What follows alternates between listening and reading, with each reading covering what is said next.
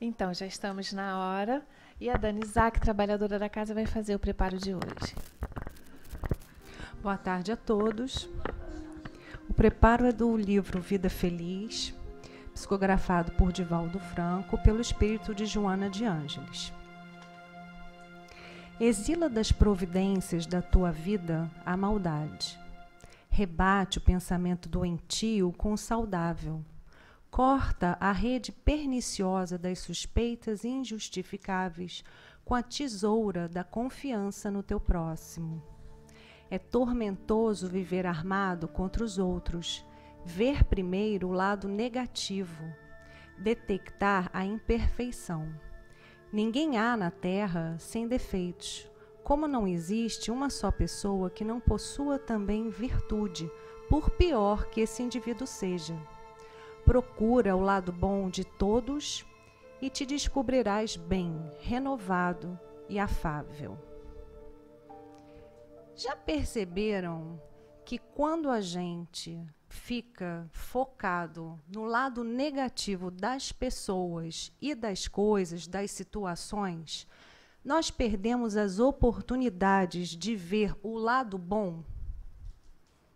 Nós nos concentramos tanto nas coisas negativas que as positivas podem estar berrando à nossa frente que nós não enxergamos.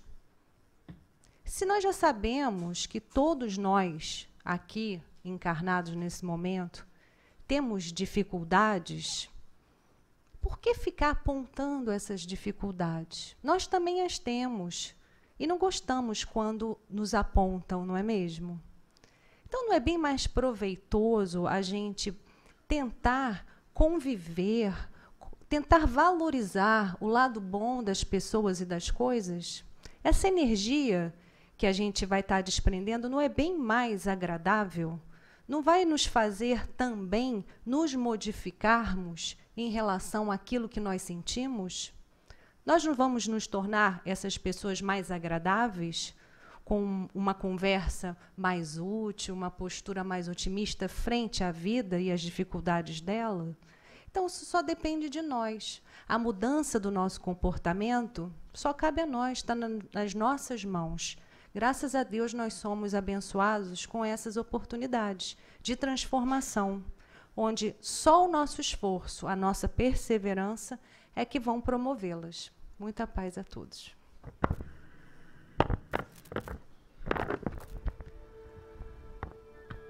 Te agradecemos, Senhor, pela oportunidade de nos reunirmos aqui diante de Ti, diante do amor de nossos mentores e da equipe de Joana de Ângeles.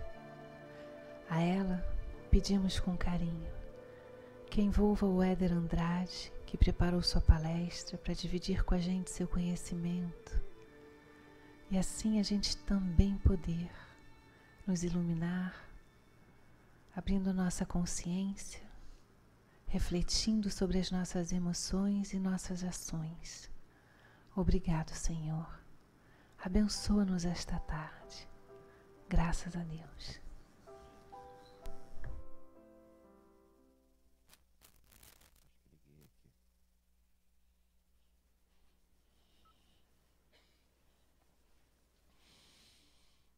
Boa tarde a todos. Tá ligado, não tá? Ah, tá. Que a paz do Cristo possa estar ao nosso lado nessa tarde de quarta-feira.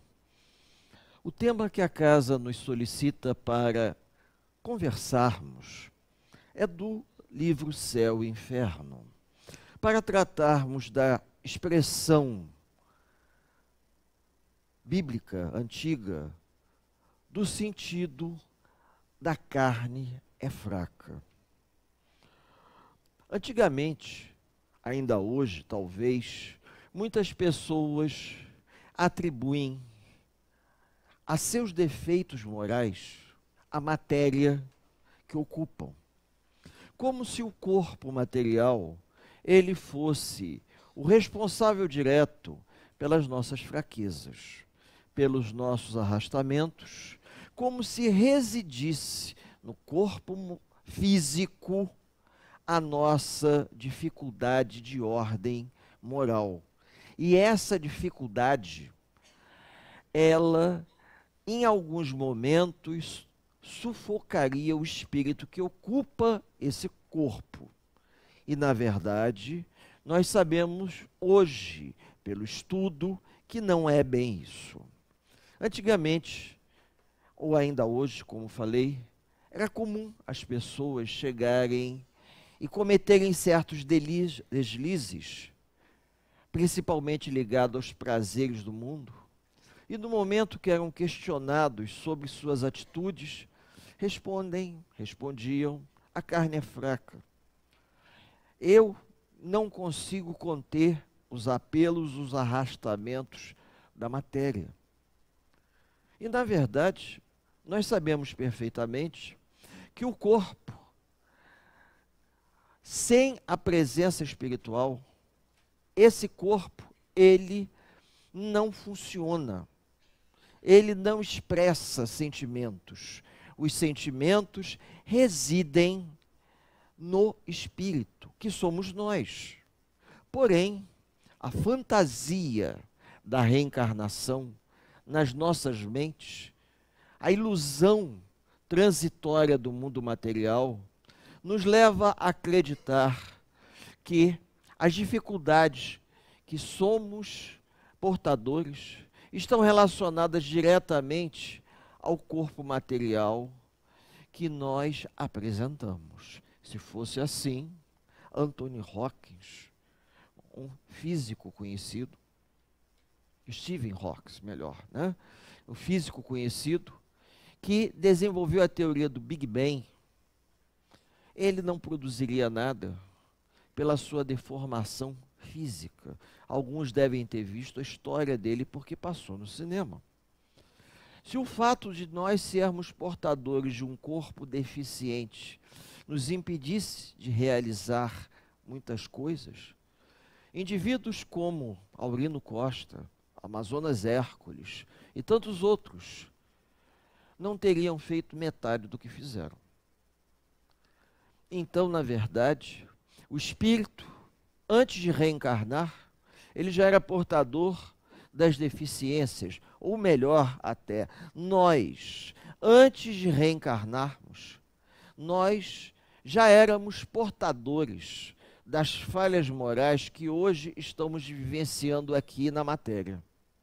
Falhas essas que realmente nos desafiam, porque a cultura do mundo material nos leva, às vezes, nos enganarmos devido à fantasia que nós acabamos desenvolvendo, que essas dificuldades, elas são oriundas do mundo material. Que os homens são fruto do meio, porque o meio pobre, o meio sem oportunidades de progresso, produziria pessoas incapazes. E não é bem assim. Nós sabemos perfeitamente que o meio tem o seu peso de influência, mas reside no indivíduo, na condição espiritual, as habilidades, as facilidades, os dons, assim como os arrastamentos que ele precisa vivenciar e superar. Nós não podemos banalizar esses arrastamentos como sendo coisas de um mundo material que nós temos que administrar. Já foi observado em crianças pequenas, crianças com 1, 2, 3 anos, certas tendências, até mesmo para o sexo, que surpreendeu os médicos, porque para a idade que as crianças estavam, era impossível que com 2, 3 anos a criança já demonstrasse certa tendência. Isso não encontra-se no corpo material, e sim na bagagem espiritual que nós somos portadores. Quando reencarnamos, esquecemos, graças a Deus, o que fizemos em vidas anteriores para trazermos essas más tendências. Porém, também trazemos boas tendências, boas aptidões, boas inclinações, afinidades positivas, jovens que aprendem a desenhar com uma facilidade muito grande. Nós temos pequenos gênios que com a idade de 2, 3 anos já tocam instrumentos musicais. Se o corpo fosse o responsável por todas as mazelas da nossa encarnação, essas crianças não conseguiriam desenvolver, ou seriam criaturas especiais, cujo corpo seria um corpo sublimado, permitindo que esse espírito pudesse se manifestar perfeitamente. E o corpo, ele é um pálido reflexo nosso na condição espiritual.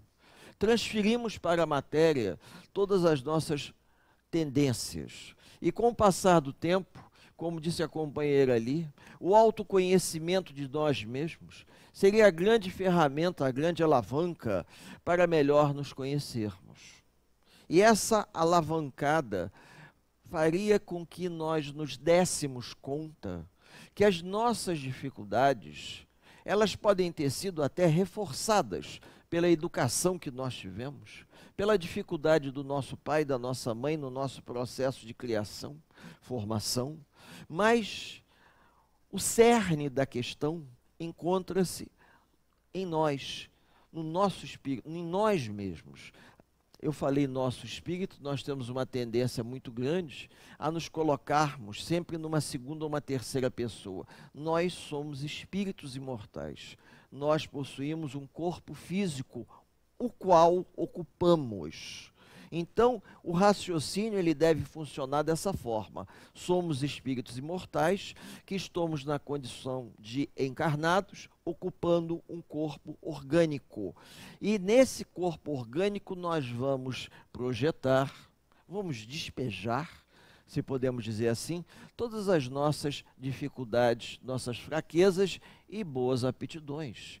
Alguns progridem mais, porque já trazem na sua bagagem espiritual vivência e experiência. Outros já têm mais dificuldade, porque não vieram para desenvolver, mas sim para burilar antigas inclinações que precisam ser modificadas.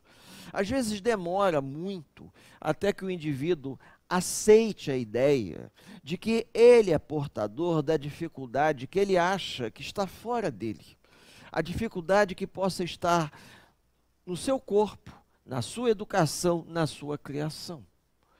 Eu conheço mais de uma pessoa que durante um bom tempo tentou averiguar nos detalhes da sua vida, nos momentos, nas passagens, nas informações, se ele encontraria uma resposta para as dificuldades que ele era portador. E assim foi procurando nas escolas em que havia estudado, com antigos colegas e professores, pessoas da convivência doméstica, para tentar entender, porque dentro da maneira de pensar convencional, houve algum acidente de percurso que ele não se transformou no que ele gostaria. E quando, ao final dessa pesquisa particular, ele chegou à triste conclusão que não havia nada que realmente determinasse o caminho que ele havia escolhido, a não ser ele mesmo. E com base nisso, não só esse companheiro, mas outros, vão se esclarecendo e vão tomando a consciência de que o autoconhecimento, conhece-te a ti mesmo, é a melhor solução ou o melhor caminho para não transferirmos a responsabilidade, que é uma coisa que infelizmente está acontecendo demais nesse momento histórico que nós estamos vivendo. Há uma tendência a transferir a responsabilidade das nossas dificuldades, das nossas mazelas, dos nossos erros pessoais para os nossos companheiros de caminhada. Pai, a mãe, irmão, esposa, e assim vai. Companheiros do ambiente. Eu fui levado. Você não foi levado. O convite, o chamamento sempre vai existir. Mas a nossa casa mental, ela tem uma porta cuja maçaneta só dá para o lado de dentro. As trevas podem bater do lado de fora. Os convites e arrastamentos podem chegar à nossa porta mental, mas só nós podemos abri-la porque a maçaneta está pelo lado de dentro. E no momento que você abre essa porta, você estabelece uma conexão mental, e as coisas que você vem a fazer foram escolhas suas. E tem algumas pessoas que não gostam de ouvir, mas foi escolha sua, e realmente foi. Porque por mais alienados que pudéssemos ser, nós já temos acesso a conhecimento o suficiente para sabermos que determinadas coisas estão erradas. A gente pode até desconfiar que tem algo errado. E só no momento em que você desconfiar, isso já é um grande passo. Porque você observa, até por analogia, por comparação, que aquela atitude é uma atitude estranha. Nós temos no nosso dia a dia comportamentos, maneira de ser, e às vezes quando ocorre uma mudança qualquer, a gente percebe um sintoma. A gente vai ao médico, olha doutor, está acontecendo uma coisa muito estranha. Eu estou acordando 2, 3 horas da manhã morrendo de fome. Isso não é comum. Aí o médico vai verificar se ao longo do dia você está se alimentando adequadamente. De maneira que naquele horário que você deveria estar dormindo, você acorda com fome. Aí vamos fazer um planejamento através de uma nutricionista, de forma que antes de dormir você faça um pequeno lanche, para na madrugada você não sentir fome. A gente consegue detectar esse tipo de questão. Porém, se essa questão que nos invade a alma, ela de alguma forma produzir um prazer mórbido, muitas das vezes nós acabamos aceitando isso como uma coisa normal. E vamos nos acostumando a conviver com esse lado sombrio que ainda carregamos e não admitimos que aquele nosso comportamento, ele tem algo de doentio. Só vamos observar isso bem mais tarde, quando a coisa já estiver num grau difícil de ser controlada. Na casa espírita, às vezes no atendimento fraterno, nós vamos conversar com um companheiro espiritual por intermédio do dirigente da reunião, pedindo orientações. E o companheiro espiritual, ele percebe que a maior dificuldade que nós somos portadores, infelizmente, são as más tendências que nós deveríamos estar depurando e não estamos. Deveríamos estar colocando as barbas de molho, mas infelizmente não fazemos. E com isso nós vamos atribuir à matéria, atribuir ao mundo, aos costumes do mundo, sem momento algum pararmos para pensar que por trás desse corpo orgânico nos encontramos na condição espiritual. Se o espírito projeta no corpo as suas aptidões e mais inclinações, essa desculpa de que a carne é fraca nada mais é do que uma dificuldade que nós, espíritos encarnados, ainda encontramos em algum setor da nossa vida.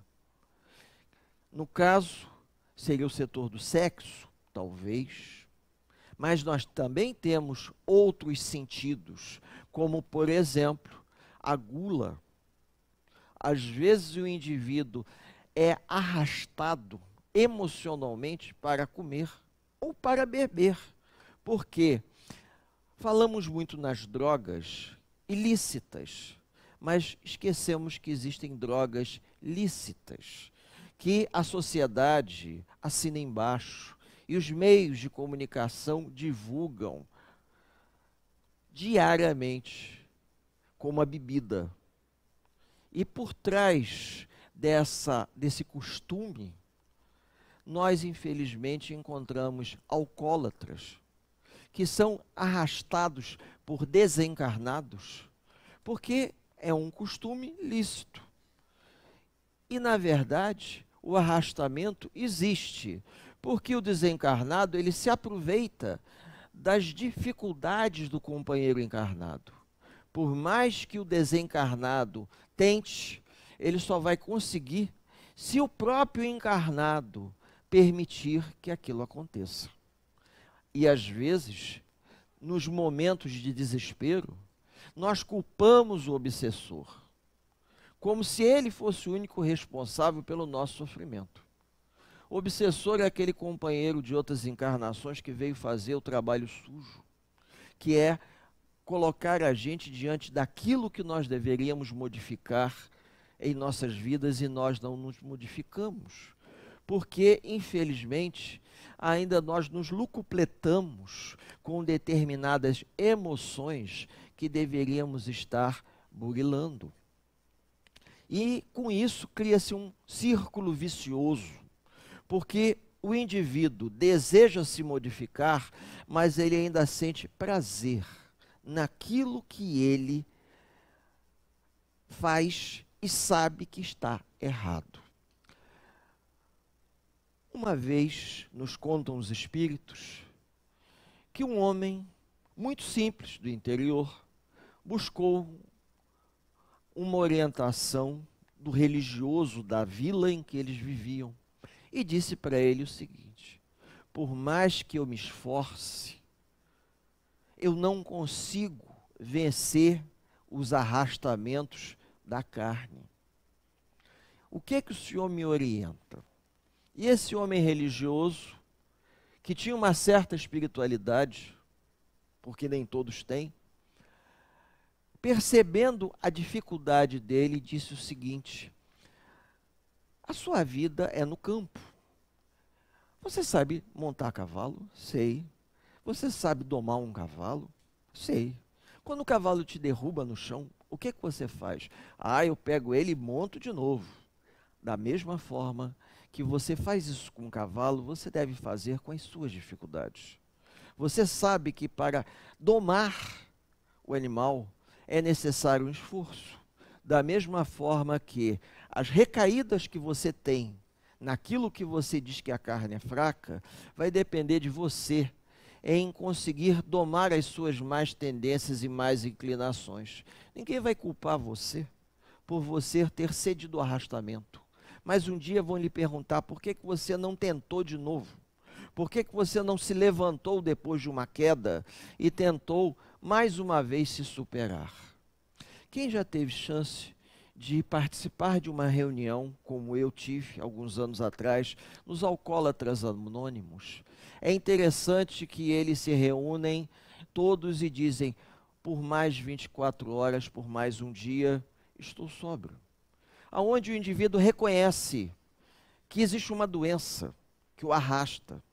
E eles vão repetir sempre no momento, no início e no final da reunião, a oração da serenidade, pedindo a Deus que lhes dê a sabedoria para aceitar aquilo que eles não têm como modificar, mas que eles possam modificar aquilo que é possível ser alterado.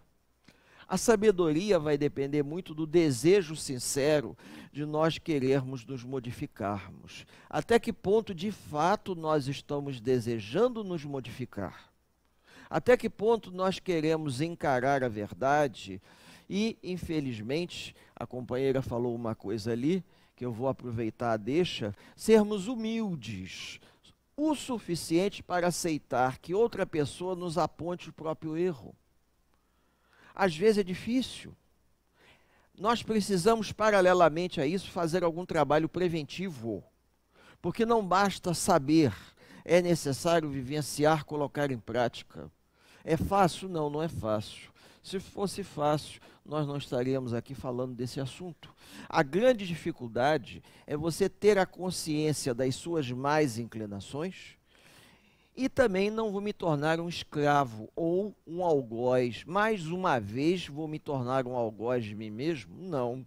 Eu vou ter que encarar as situações com um certo equilíbrio, aceitando que, embora eu ainda sinta um forte arrastamento, isso não quer dizer que eu vou me mancomunar mentalmente e vou aceitar o convite do arrastamento. Nem tudo que é lícito me convém. Se para o outro que ainda utiliza, ou faz, ou vai, porque acha que estando na terra, estando encarnado, deve viver todas as emoções, todas as paixões ao limite para desgastar, sem perceber que nós podemos nos tornarmos vítimas dessas emoções. Os amigos espirituais, eles nos sugerem diariamente, mas eles não podem interferir. Cabe a nós completarmos o ciclo de aprendizagem aqui na Terra, mesmo com dificuldades, mesmo caindo e levantando. Porque eu estou tentando estender um pouco mais além a ideia da fraqueza da carne para as fraquezas morais da nossa vida. Poderíamos nos prender apenas ao exemplo de que a carne é fraca e, ao pé da letra, nós associaríamos a questão principalmente do sexo. Mas, na verdade, a fraqueza da matéria, segundo a passagem, é uma tentativa do homem encarnado, com pouca visão espiritual, de não aceitar a possibilidade de que as fraquezas, as suas más inclinações, são fruto da sua pouca evolução espiritual. Com isso, ele as transfere para a matéria. Mas eu estou tentando me espiritualizar, eu estou vindo à casa espírita, nem sempre é o suficiente. É necessário que o indivíduo vá se enfileirar nas frentes de trabalho da casa, para, junto com os outros companheiros, trabalhando em prol do bem, no exercício da caridade, ganhando um envolvimento maior para deixar de lado os seus arrastamentos. Segundo nos contam os companheiros espirituais, Maria de Magdala, conhecida na história como Madalena, ela, quando se deu conta de todas as suas más inclinações, e devido ao grande contato magnético que ela teve com o Mestre Jesus, que a contagiou, ela sai daquela vida e vai se dedicar aos leprosos no Vale dos Réprobos em Jerusalém. E fica lá, auxiliando aquelas pessoas, até contrair a doença e morrer junto com eles. Mas foi a única forma que ela talvez tenha encontrado de poder lutar contra as suas más inclinações. Foi se entregar ao trabalho assistencial de tal forma que ela, envolvida com o sofrimento do semelhante, deixou de lado as suas paixões.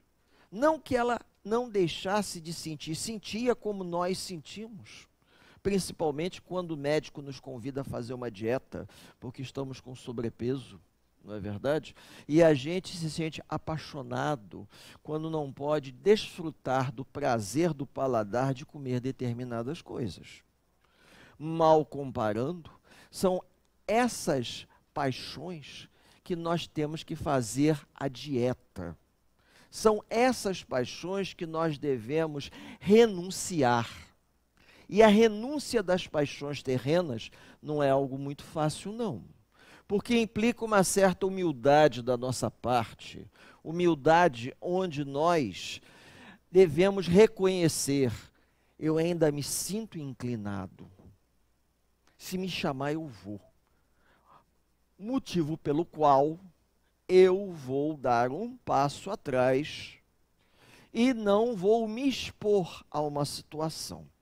Aconteceu um fato, dizem que a gente não deve contar as histórias familiares, né?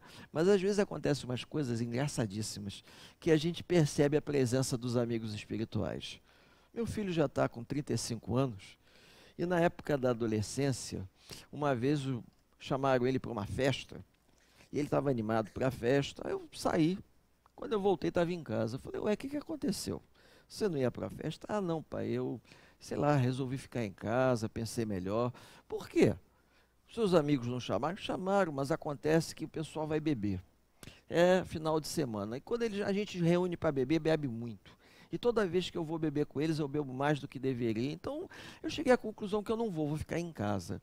Eu fiquei surpreso, porque de livre e espontânea vontade, ele se deu conta de que muitas das vezes, nos hábitos e costumes do próprio jovem, do seu dia a dia, existem chamamentos que ficam nas entrelinhas, que nem sempre nós percebemos. As paixões que nós deveríamos nutrir são as paixões pelo trabalho reto, pela atitude coerente, tentarmos, dentro do possível, sermos o mais coerente possível com aquilo que nós acreditamos. É óbvio que nós vamos ter nossas recaídas, como provavelmente ele também teve. Mas a gente, às vezes, precisa perceber que nós somos pessoas doentes, espiritualmente falando, que estamos num processo de convalescência. E quem, num processo de convalescência, não teve uma recaída? Vários já tiveram. E sabem que, às vezes, a recaída durante a convalescência é complicada de ser corrigida. Por isso que nós temos que nos guardar. Nós não podemos nos expor às intempéries da vida, principalmente ligado aos prazeres do mundo material, com aquilo que ainda nos identificamos e sentimos uma certa afinidade. Ah, mas me faz bem. Faz bem hoje, mas aquilo que hoje te satisfaz, amanhã pode ser o motivo do seu sofrimento. E a gente observa isso. Quantos espíritos nos narram em depoimentos no próprio livro Céu e Inferno, do sofrimento em que eles passam no retorno à pátria espiritual, por terem abusado das emoções. Vejam, o bom senso é o ponto central de equilíbrio. Há momentos que você conseguir de uma hora para outra dar uma guinada e deixar de ser quem você sempre foi, é uma coisa complicada. O bom senso nos leva a uma mudança na nossa conduta de uma maneira equilibrada. Mas nós também não vamos utilizar nenhum tipo de desculpa para nos mantermos numa situação intermediária ou em cima do muro, alegando que ainda não somos evoluídos o suficiente para abrir mão. Por isso que ainda recaímos nos erros. Não. Se a gente já tem a consciência de que a coisa é errada, a gente tem que fazer um esforço. E a falta desse esforço em prol do bem é que nos leva à manutenção de alguns sofrimentos, à manutenção de alguns clichês mentais. As sombras mentais que nos acompanham refletem a nossa dificuldade em querermos superar as nossas mazelas mais íntimas, até porque ainda sentimos afinidades com elas. Nós já tivemos exemplos de companheiros que desencarnaram que retornam trazendo depoimentos de que todo esforço que nós pudermos empreender em favor do próximo e em favor de nós mesmos, vai frutificar. E à medida que nós vamos adiando isso, o tempo vai acabando. E às vezes só no final da encarnação é que a gente se dá conta, puxa vida, eu podia ter feito tanta coisa e não fiz. A consciência da tentativa do esforço, ela é necessária. O verdadeiro espírita é identificado pelo esforço que faz em domar as suas más tendências e más inclinações. Isso me faz lembrar um cabo de guerra. De um lado fica um grupo puxando e do outro lado fica um outro grupo com aquela corda, um esforço de dois extremos. De um lado, as más inclinações e más tendências. Às vezes as pessoas fazem até aquela analogia do diabinho e do anjo. O diabinho de um lado, o anjo do outro, tentando nos influenciar. Eles tentam influenciar, mas nós somos portadores de uma questão que não foram eles que colocaram ali, fomos nós que construímos. Eles se aproveitam da tendência e nos levam a recair nos erros. Alguns companheiros acham que os desencarnados influenciam qualquer um, podem até influenciar, mas eles conseguem perceber com clareza com quem eles podem tirar maior proveito, por conta das nossas próprias dificuldades. Aquele indivíduo que procura se esforçar, ele é portador de um problema, mas ele procura se esforçar no sentido de manter um controle sobre suas más inclinações, um indivíduo disciplinado, o desencarnado pode até tentar, mas vai ter muito mais dificuldade do que se for a outro companheiro que apresenta o mesmo tipo de problema, só que ele é muito mais receptivo. André Luiz nos conta isso. André Luiz nos conta um caso que está num dos, não sei se é Missionários da Luz, em que o indivíduo era arrastado para o bar pelo desencarnado. O desencarnado desejava beber, então ele ia atrás do alcoólatra, influenciava o alcoólatra para o alcoólatra ir beber. E protegia o alcoólatra para que nada acontecesse nada, porque o próprio André Luiz nos conta na história que o indivíduo era como se fosse o copo do desencarnado. Ele bebia, ele sorvia as energias à medida que o indivíduo bebia. E nós tivemos um caso que me confirmou isso. Às vezes a gente escutando parece até histórias diversas. Uma moça me contou que o pai dela bebia de uma forma impressionante. E o que mais impressionava eles, que ele não caía. Chegava em casa trôpego. E uma vez conseguiram que o homem parasse de beber. E o homem parou de beber. Parou de beber, pouco tempo depois levou um escorrega, caiu no chão, quebrou a perna. E ela falou assim, engraçado, quando o papai bebia, ele não caía. Agora que ele parou de beber, ele escorregou e caiu. Quem não nos garante que os desencarnados estavam ali dando o braço a ele, porque se ele caísse e quebrasse a perna, eles ficariam um bom tempo sem poder beber. A gente, às vezes, encontra nessas historinhas engraçadas, parece contos, né, do mais além, um exemplo perfeito de que nós temos a dificuldade, nós somos portadores de tendências que nós, nessa altura do campeonato da vida, já nos conhecemos muito bem. Já sabemos quais são as nossas mazelas morais, que deveríamos estar burilando, mas não burilamos. Todos nós, sem exceção.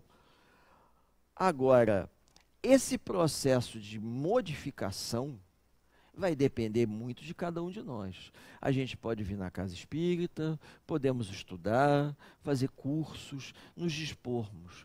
Mas quando a gente começa a perceber que a gente tem que ter uma mudança no nosso comportamento diário, não, eu tenho que aplicar na minha vida diária aquilo que eu estou aprendendo na casa espírita. Então, se eu tenho que aplicar, como é que eu vou aplicar? No momento que surgir o arrastamento, eu vou me conter. Eu vou me conter e vou fazer qualquer outra coisa. Às vezes, nós não temos a força moral que nós gostaríamos. A prece é um instrumento fabuloso. Observem que no final do Evangelho, nós temos ali uma parte que Kardec dedicou às preces espíritas. Tem preces, inclusive, para nós direcionarmos o nosso pensamento ao nosso espírito protetor, de maneira que ele possa nos ajudar. É quase que um reconhecimento. Eu reconheço as minhas fraquezas, eu preciso da ajuda espiritual. Vou tentar fazer o que estiver a meu alcance. Me mostrem o que eu devo me modificar. Nós encontramos nessas passagens verdadeiros, assim, autorreconhecimentos das nossas dificuldades. A gente precisa reconhecer. Reconhecer o que eu posso fazer para me modificar. Às vezes, sozinho, a gente não consegue como nós gostaríamos. Mas quando nós estamos em grupo, a possibilidade é muito maior. Então, se eu estou na casa espírita e sei que eu tenho um tempo ocioso e que eu posso dedicar esse tempo ocioso à prática do bem, provavelmente isso vai me dar forças para que eu possa lutar contra as minhas más tendências. Porque o magnetismo que existe na casa espírita, ele vai nos impregnar. Na época da escola, eu me lembro que o professor mandava a gente fazer uma brincadeira, o professor de ciências, que a gente levasse um ímã e alguns pregos. E nós pegávamos o ímã e colocávamos os preguinhos e um prego ficava imantado do ímã e depois aquele prego imantado, ele colava-se a um outro ímã. A casa espírita é um grande centro gerador de energia positiva. E no momento que nós estamos aqui, nós somos potencializados por essa energia positiva. De tal maneira que o espaço que nos separa do mundo material, em termos de vibração, é quase como se fosse um abismo. É um degrau imenso, em termos espirituais de vibração, entre a ambiência que nós nos encontramos aqui e o mundo lá fora. Principalmente alguém vendo televisão hoje. Então, com isso, né, o que acontece? Esse abismo ele vai só ser vencido se nós encontrarmos apoio de energia positiva para nos mantermos bem. Alguns companheiros aqui podem testemunhar isso. Nós chegamos na casa espírita meio para baixo, tomamos um passe, assistimos a reunião, bebemos uma água fluidificada, saímos bem. Fomos energizados. Da mesma forma que essa energia positiva vai nos levantar a autoestima, o trabalho em prol do bem, em que a companheira convidou a muitos participarem, vai nos dar condições, como se fosse assim um elemento energético para nos mantermos mais equilibrados ao longo do nosso dia a dia. É lógico que a gente não vai virar rato de sacristia, como se dizia antigamente, e ficar socado na casa espírita. Porque nós temos a nossa vida lá fora que nós devemos, apesar das nossas dificuldades, devemos vivenciá-la. Mas para isso nós precisamos encontrar energias, recarregar as energias, como fazemos com o celular. Quando ligamos na tomada para recarregar as baterias, nós estamos aqui recarregando as nossas baterias. Mas às vezes a gente precisa de uma carga extra, não é verdade? Para ir mais adiante e lidar com os problemas que mais nos desafiam no nosso mundo íntimo, na nossa casa mental. Fica o convite para todos os companheiros não esquecerem da prática da prece e se lembrarem que o corpo que nos abriga, o vaso físico que nos abriga nesse momento, ele só está aqui porque eu, na condição de espírito, estou encarnado. As qualidades e os defeitos que os companheiros enxergam fazem parte não desse corpo material, mas sim minha, na condição de espírito imortal. E no momento em que nós vamos assumindo a paternidade, se eu posso dizer, das nossas falhas morais, que elas são nossas, fica mais fácil a gente trabalhar para se modificar, porque nós não vamos transferir para o outro a responsabilidade que cabe a cada um de nós. Que a paz do Cristo possa permanecer nessa casa, junto a todos nós, e que a veneranda Joana de Ângeles abençoe a todos nós nessa tarde de quarta-feira. Que assim seja.